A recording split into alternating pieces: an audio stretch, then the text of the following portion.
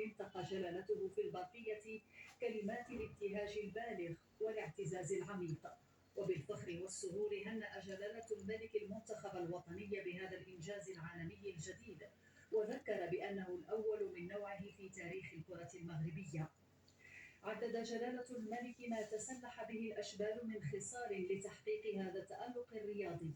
ثقتهم العالية بالنفس، إيمانهم الراسخ بقدراتهم ومهاراتهم، وما أبانوا عنه من روح التلاحم والانسجام، وطبعا أداؤهم الاحترافي الرائع طيلة أطوار هذه البطولة ليؤتي كل ذلك ثمرة مباركة. يقول جلالة الملك في البرقية: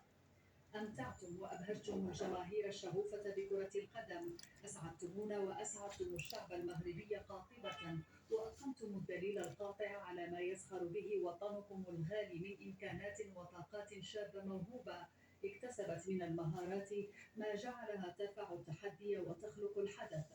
جلالة الملك توجه في البرقية إلى كافة مكونات المنتخب الوطني وقال: نحيي ونبارك بحرارة جهود كافة مكونات منتخب أشبالنا الأبطال، مدربين ولاعبين وأطر تقنية وطبية وإدارية ومسؤولي الجامعة الملكية لكرة القدم، مقدرين عاليا غيرتهم الوطنية وحرصهم الشديد على المضي قدما في تأكيد وتكريس جدارة كرة القدم المغربية في اعتلاء قمة المجد الكروي العالمي.